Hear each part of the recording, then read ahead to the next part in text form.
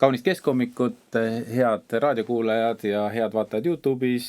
Täna on keskhommiku tavapärane saade, räägime poliitikast, ühiskonnaelust ja stuudios on Keskerakonna esimees Mihhail Kõlvart ja Keskerakonna Riigikogu fraktsiooni esimees Lauri Laats, mina saatejuhina Janek Mägi, nagu ikka. No viimased päevad on olnud vähemalt osade inimeste jaoks päris ärevad. Öösel tuleb sõnum, et on häire ja häire on päris, droonid lendavad, inimesed on hirmul. Mehed, mis toimub? Droonid lendavad. No ma arvan, selles ongi probleem, et keegi ei saa aru, mis toimub ja keegi tegelikult ei tea, mida teha. Ja kuna tänaseks me teame, et see ei olnud rünnak meie vastu, Ukraina droonid lendasid Venemaa suunas, siis me võime ju öelda, et päris ohtu ei olnud või ei ole. Aga tegelikult kahjuks see päris nii ei ole, sest kunagi ei tea, kuhu see droon kukub. Aga see droon ei ole niisama tore asi. See on ikkagi sõjadroon ja see koht, kuhu see kukub, sinna ta toob ka kahju. Ja kui see koht on koos inimestega, siis see kahju saab olema ka traagiline. Ja me ei tea, kas rünnakud Ukraina poolt Venemaa suunas tulevad ka edaspidi. Me ei tea, kuidas Venemaa reageerib ja mis on minu arvates kõige suurem probleem, et täna me näeme, et ka valitsus ei tea, kuidas reageerida. Ei tea, kuidas reageerida ka juhul, kui peaks tulema päris droonirünnak. Et meile tegelikult anti teada, et kaitsesüsteem selleks valmis ei ole. Et me lihtsalt küll investeerime väga palju raha, aga see, mida kaasaegse sõja puhul on vaja kõige rohkem, seda meil ei ole, et droonitõrjesüsteemi. Ja teine aspekt, mis on minu arvates sama valus, et tsiviilkaitsesüsteem ei ole ka ette valmistatud.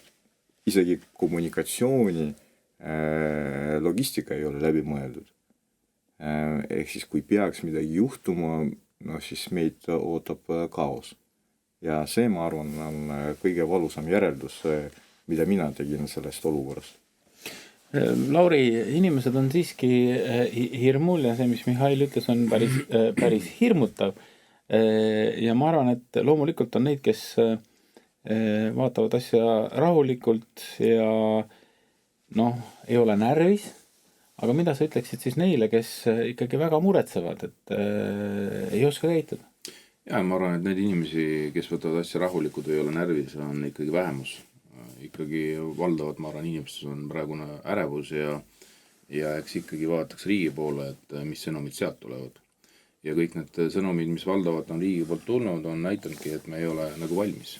Ei nii-öelda kaitseks ega ka tsiviilkaitseks. Ja ongi nagu väga suur korralagedus tegelikult valitseb. Ja kui me vaatame, viimast nädalat või nädala isegi jooksul on olnud tegelikult ju 2 sissetungi, droonide sissetungi, siis esimese sissetungi puhul oli ju täiesti nii-öelda oli näidatud, et me ei ole üldse nagu võimelised kommunikeerima isegi.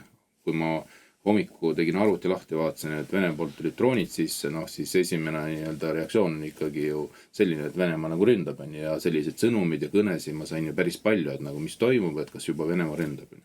Natukese aja pärast selgitati, et ikkagi tegemist on ära eksinud Ukraina droonidega. Nüüd teise siis nii-öelda intsidenti ajal kommunikatsioon oli juba parem, aga selgelt kogu süsteem näitas, et me ei ole selleks valmis. Mis tähendab ka seda, et me jällegi läbi selle paljastasime oma naabrile, et kui naabril oleks selline praegu halb kavatsus, siis me ei oleks selleks valmis. Ja see on nagu probleem. Ja teiselt poolt, kui me räägime puht majanduslikult, siis loomulikult me tegeleme praegu Ukraina droonidega meie territooriumil. See on ju nii-öelda haldusressurss, mis sinna kulub. Politsei tegeleb, Päästeamet tegeleb, Kaitsevägi tegeleb, meie liitlased kõik tegelevad. See on ju kõik raha. ja see ju tuleb maksumaksja rahast. Ja loomulikult me peaksime kõik tegema selleks, et need droone siia ei tuleks rohkem ja see tähendab seda, et me peaksime selgelt andma ka sõnumi Ukraina poole, et see ei ole vastuvõetav. Et siis on vaja ikkagi mingisugused teisi meetmeid kasutada. Jah, me saame aru, et sõda käib. Jah, me oleme Ukrainat toetanud ja me toetame seda edasi, aga see, mis praegu toimub, see ei ole vastuvõetav, see on lihtsalt, esiteks see mõjutab meie inimesi väga negatiivselt, teiselt poolt rääkimata majandus, mis ma ütlesingi. Ja nüüd, kui minna nagu investeeringutesse, mis puudutab siis välisinvesteeringuid, siis ikkagi see on selge signaal selle osas, et see neid välisinvesteeringuid siia lähiajal ei tule. Seetõttu, et siin on nii-öelda kindel pinnas. Ja lisaks sellele see võib ka tähendada, et olemasolev praegune siis raha, mis meil siin sees on, läbi erinevate investorite, läbi ka siseinvestorite, see ka voolab välja. Ehk siis raha ikkagi otsib seda kohta, mis on nagu turvalisem. Ja sellest lähtuvalt võib tekkida meil ikkagi majandus veelgi suuremad augud ja see tähendab seda, et meie inimeste toimetulek lihtsalt langeb. Tänu sellele, et meil on 2-3 drooni siin õhus olnud ja mille osas me ei ole suutnud nagu nii-öelda seisukohta võtta ja selgelt tõrjuda neid. Aga selles kontekstis mulle tundub, et avalikkus ei ole päris hästi aru saanud, kuhu see kaitsele mõeldud raha täpselt ikkagi läheb. Sellepärast, et summad on meeletud, 5% juttu on räägitud palju ja öeldud, et isegi sellest 5% on nagu vähe. No, kas te olete täpselt aru saanud, kuhu see pidevalt kasvav ressurss läheb, et milliseid selliseid alasid need vahendid katavad, kui näiteks droonide teema, mis on ju absoluutselt igal pool esil, ei ole tegelikult ka riigi enda tunnistuse järgi piisavalt kaetud. No see on üldse eraldi teema. Et tegelikult me ju peame tunnistama, et see on küll ilus loosung ja suured summad, 5% SKP-st, aga sa ju protsentidega inimesi ei kaitse. Et esiteks majandus peaks kasvama, et sellest protsendist oleks kasu, aga isegi meie praeguses olukorras summad on päris suured. Ja mis tuli välja, et hankeid me ei suuda korraldada, sest see võtab aega, see nõuab kompetentsi, olukord on turul ka turbulentne, ehk siis osta operatiivselt ja seda, mida on vaja, tegelikult on väga raske või me ei suuda seda teha. Nüüd, kui me ostame, siis ka see probleem oli eelmisel aastal ju avalikustatud, et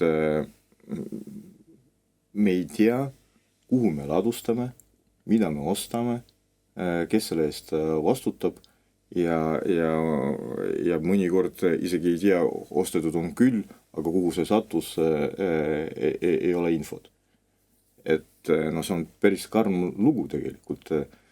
Sellest ideaalis keegi ei tahaks rääkida, sest loomulikult see on ka tundlik info, aga kui mõelda, missugused ohud on sinna sisse kodeeritud, siis tegelikult see on veel eraldi päris suur teema ja tänase päevani ei ole arusaadav, kes vastutab selle eest. Et mis kaitseinvesteeringute puhul üldse toimub. Väga suured summad, väga suured ootused, aga terve rida süsteemseid probleeme. Ja ma arvan, et see tänane olukord paljastas probleemi veel ükskord. Sest me ju tahaksime loota, et meil on vastav kompetents olemas, et me teame, mida meil on vaja, vastavalt sellele on tehtud hanked ja see ressurss kogu aeg kasvab. Ja kui tuleb päris olukord, reaalne oht, siis inimestel tekib tunne, et tegelikult valmis me ei ole. No vaata, selles mõttes, et lisaks kogu selle nii-öelda laskemoolale, selle ostudele, kogu selle protsessile ja et ma arvan, et lisaks sellele me peame kindlasti rääkima ja energiajulgeolekust. Et kui me ei suuda isegi energiajulgeolekus võtta konkreetseid otsuseid vastu ja pikaajalisi otsuseid, mis lähtub nii-öelda meie inimeste huvist ja mis lähtub tegelikult meie võimekusest, et seda energiat koha pealt toota, siis ka selles osas pidevalt võetakse ju hoopis nii-öelda teise suuna otsuseid vastu, et ehitame siia roheenergiat, anname sinna raha ja kõike nii edasi, aga nüüd me oleme praegu sellise olukorras, nagu me oleme. Ehk siis väga suur osa kütusest, mis on tulnud Pärsia lahe riikides, see on siis ära lõigatud. Maailmas on tekkinud vedelkütuse defitsiit. Siis see lööb otseselt ka meid ja ma arvan õige pea, kus võetakse ka otsused vastu, et meil piiratakse kütuse tarbimine, sellepärast muud võimalust tõenäoliselt ei ole. Lisaks sellele, et hinnad veel tõusevad. Nüüd siis valdavalt, kus me saame siis vedelkütust, on Leedust, rafineerimisjaamast. Küsimus, miks Leedu saab rafineerimisjaamaga hakkama? Ehk siis nad tegelikult ju naftat ostavad teistest riikidest sisse, teevad sellest bensiini või diisli ja siis müüvad teistesse riikidesse. Et miks meil ei võiks rafineerimisjaam olla? Jah, mingi hetk oli see meil isegi laual, äkki mingi 10 aastat tagasi ja miks pärast need otsused tolle oli tehtud. Lisaks sellele, et me oleks saanud rafineerimisjaamas ümber töödelda naftat, meil on olemas oma põlevkivi, millest saaks tegelikult toota nii bensiini kui ka naft või siis diiselt, mis tegelikult tagaks meie tarbijakindluse, et meil vähemalt oma riigis ei jääks nagu nii-öelda puudust kütusest. Ja täpselt samamoodi on ju selle elektrikagi. Ehk siis kui praegu sellises globaalses maailmas, nagu me oleme näinud nende uudised erinevates riikides, kuskil riigis ei jagu siis põllumajanduse jaoks vajalikke siis mineraale, kuskil riigis ei jagu teist toorainet ja kõik nii edasi, sellepärast on kõik globaalselt seotud. Erinevad riigid toodavad erinevad asju. Ja kui me nagu nii-öelda näeme ära, et mingi konflikti tagajärel lõigatakse kõik need jällegi tarneahelad läbi, siis tegelikult riigid jäävad nagu nii-öelda käpukile. Meil on võimalus teha kõik selleks, et meie sellisse olukorda ei satuks, sellepärast meil on olemas oma maavara. Ja see ongi see koht, kus me peaksime kindlasti läbi mõtlema juba oma julgeolekupoliitika lähtuvalt kõigist sellest, mis meil on. Ja tegelikult esimene asi, meil peab olema energiajulgeolek tagatud ja see on meil võimalus. Sa avasid nüüd meie järgmise teema. Me tahtsime rääkida nendest, et need majandusprognoosid üldse ei pea ja mitte ainult siis ütleme meie riiklike institutsioonid omad, vaid ma nägin ühte sellist tabelit, kus oli vähemalt 10 Eestis tehtud erinevat majandusprognoosi ja need tõesti tegelik ja siis see, mida prognoositi, need ei toimi. Aga ma läheks sellesse teemasse sisse üldse läbi Hormuzi väina ja kogu selle, mis võib siis tegelikult neid prognoose totaalselt ja kogu majandus seal juures muuta. Et kas teie arvates on mingisugune võimalus nii turbulentses keskkonnas üldse midagi prognoosida, kas sellel on mingi mõte?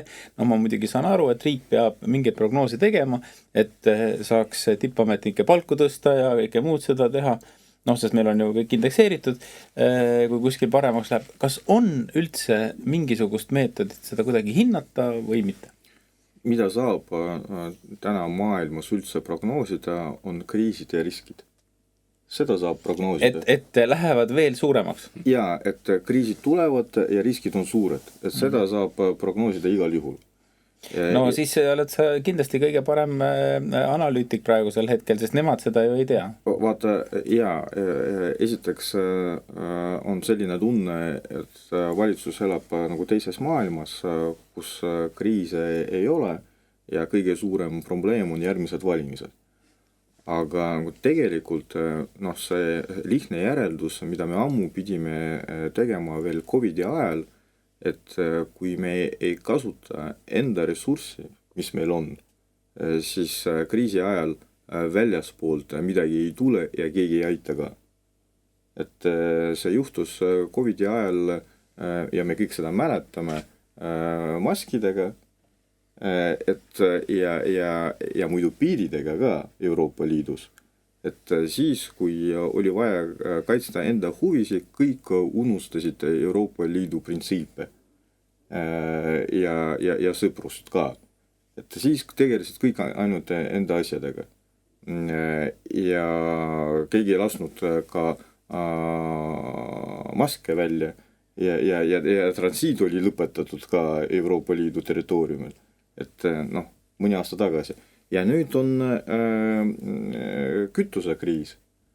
Ja see lihtne järeldus, mida me peaksime tegema, et ükskõik, mis see energiaallikas on, kas on nafta, gaas, bensiin, diisel, kui me ostame sisse, siis me sõltume.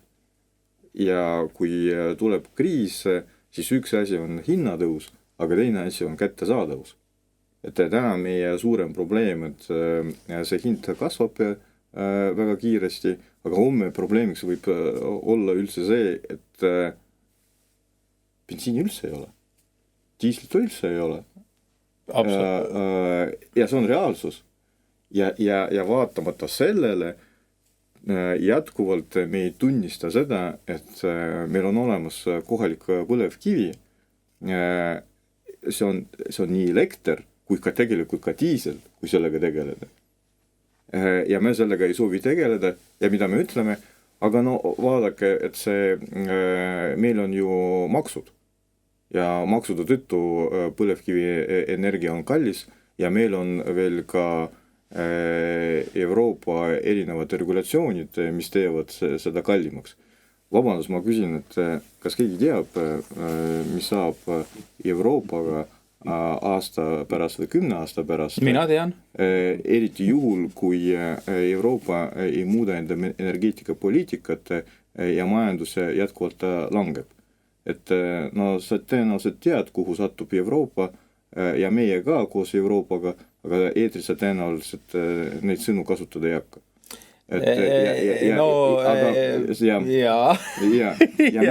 Ja vaata, probleem nagu seisneb selles, et põlevkivi on reaalselt meil olemas, kriisid ja probleemid reaalselt tulevad, see on päris elu, päris maailm, aga kõik, mis on seotud regulatsioonidega, maksudega, eriti Euroopa Liidu regulatsioonidega, selle perspektiiv ei ole kellegile nagu teada.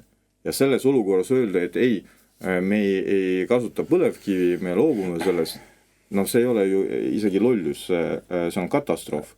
Absoluutselt. Teada, ja veel üks asi, mida ma panin tähele, täna tekkis veel üks huvitav argument. Milleks me ehitame põlevkivi elektrijaama, kui seda saab rünnata droonidega. Et pole mõtet ehitada, see on ohtlik. Aga miks me elame Eestis, seda saab droonidega rünnata? Jaa, aga vaata, me ei ehita põlevkivi elektrijaama, me ehitame gaasielektrijaama või tuumaelektrijaama ja see on palju ohutum, et siis ei ole mingit probleemi. Ei, seal on 15 minuti pärast on kõik läbi. Jah. Ei ole vaja muretseda, siis ei ole vaja muretseda, siis see energeetika probleem ei ole enam aktuaalne. Aga mehed, ma ütlen teile ühe saladuse ja see on selline, et tegelikult on kogu maailma majanduspoliitika läbi kukkunud viimased 30 aastat totaalselt ja keegi ei ole sellest aru saanud. Esiteks, väga oluline oli arendada rohepoliitikat.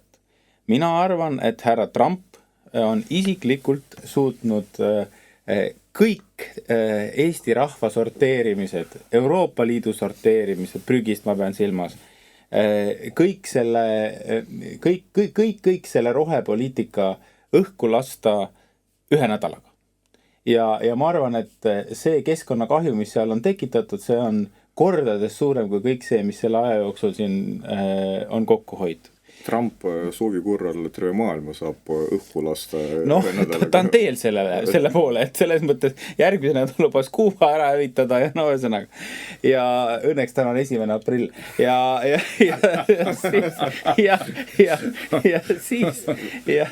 Siis saab täna avameelselt rääkida, pärast öelda, et 1. aprill oli. 1. aprill on ainukene päev, millal saab ausalt rääkida, mida ma mõtlen.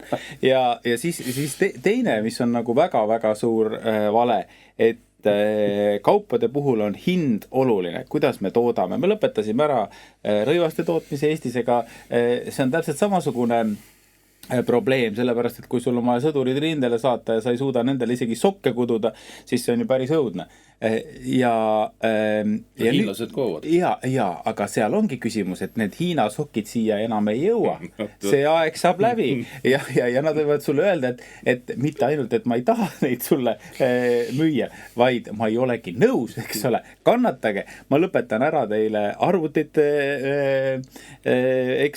eksportimise, ma lõpetan ära kõik need asjad, ma teile lihtsalt enam ei anna. Ehk siis see globaalne majandus, mis ehitati üles, see ei toimi praegu. See ei toimi ja see ongi läbi, et see mudel on täielikult läbi, sellepärast, et juba Wall Street Journal hakkas ju siin pikalt arutama seda, et tööstuspoliitika, mis tähendab siis tolle, kõike need igasuguseid suuri piiranguid, on tagasi. Aga tegelikult ta pole kunagi ära olnudki. Need olid lollid riigid, kes panid oma tööstuse kinni, lõpetasid selle ära, ei tegelenud väga halvustatud protektsionismiga.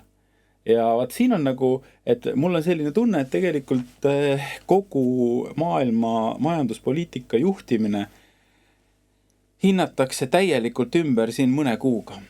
Et see jätkub nende kütusehindade taustal ja kõige sellega, et see on täiesti, rohepoliitika oli täiesti mõttetu, see on ajaloo prügikastis ja seda sealt enam keegi kätte ei saa.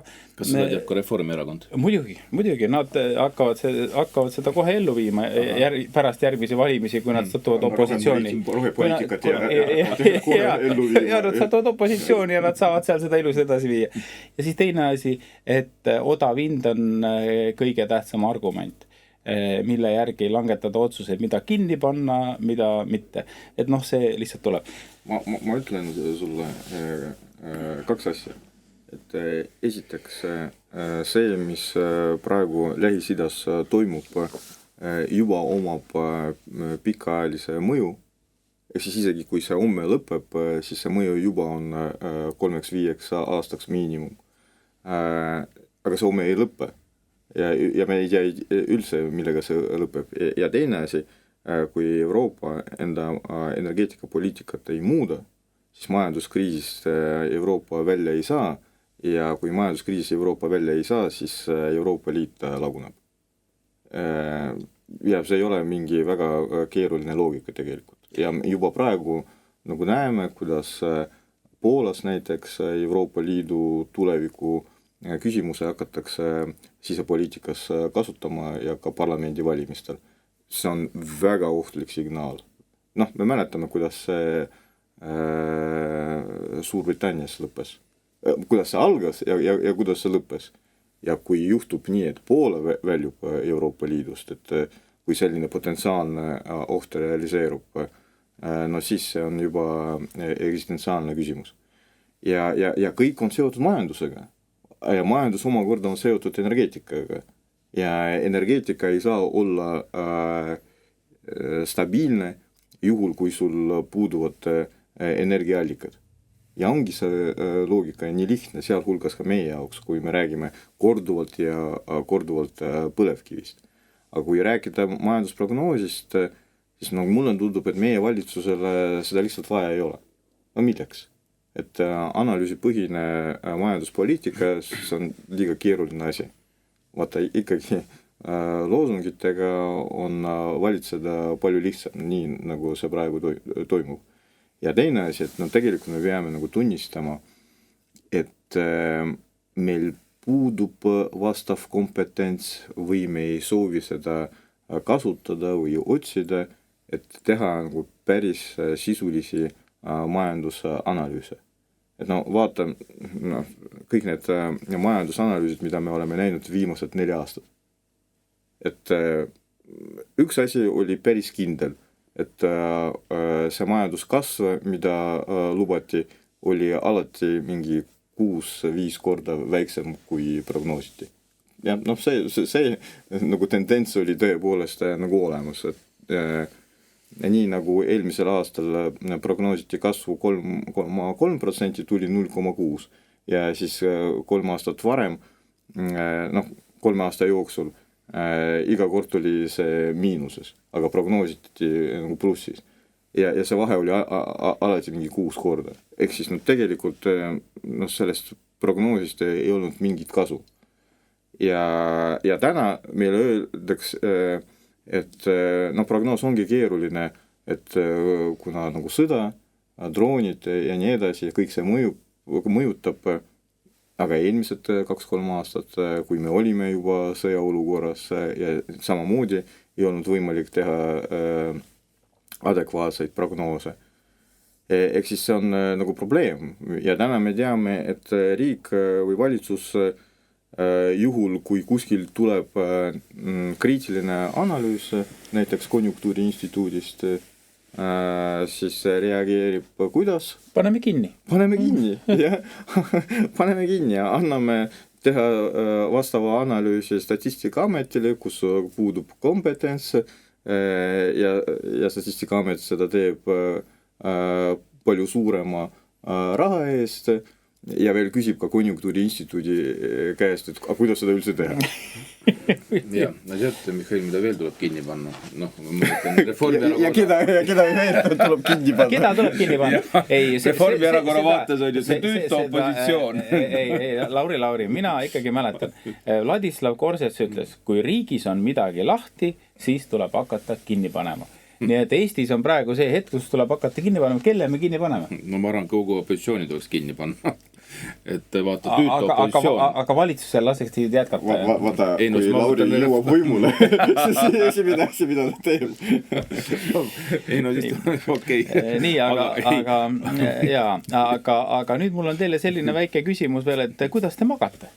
Väga halvasti, sellepärast droonid on kogu aeg õhus. Aga tähendab, vaata Hollandis on selline asi, ma just tulin Hollandist, et seal on selline asi, et Rembrandti maja muuseumis on selline tore